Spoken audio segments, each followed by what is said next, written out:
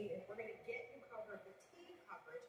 But right now, we know that there is a travel ban on the road right now, which means all commercial vehicles, the trucks, the tankers, they all have to be off of highways until further notice. And so we'll continue to bring you all of the latest updates that we have as it comes in. So right now, we want to continue over to Chief Meteorologist Ryan Hanrahan, who has all the details not only on all that weather that's causing travel problems, but weather out there in general. It's a real mess out there, that is for sure. We've got heavy snow, and we're beginning to see a bit of a change now right along the Connecticut shoreline. We're starting to change over to a little bit of sleet. So here in Bridgeport, about a half an hour ago, we couldn't see anything as you were looking to the north for I-95, but we can see 95 now, and the visibility has improved because we've got sleet that is falling right at the coast.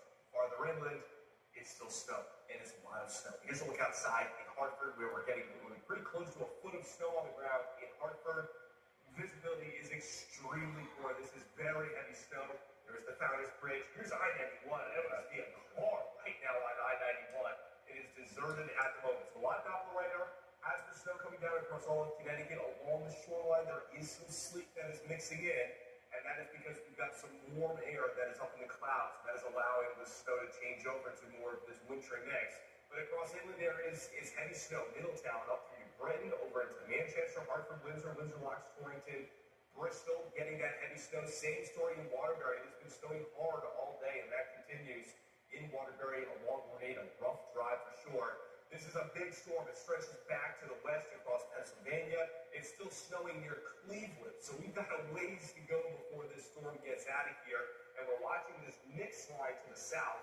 That is moving north, and we're transitioning over to sleet at the shoreline. I'm going to switch the radar here into what we call dual polarization mode. This allows us to see the shape of whatever is being detected by radar. So in the case of a raindrop, well, the radar sees the shape of a raindrop. But in this case, it's finding things that are a little oddly shaped, and these are melting snowflakes.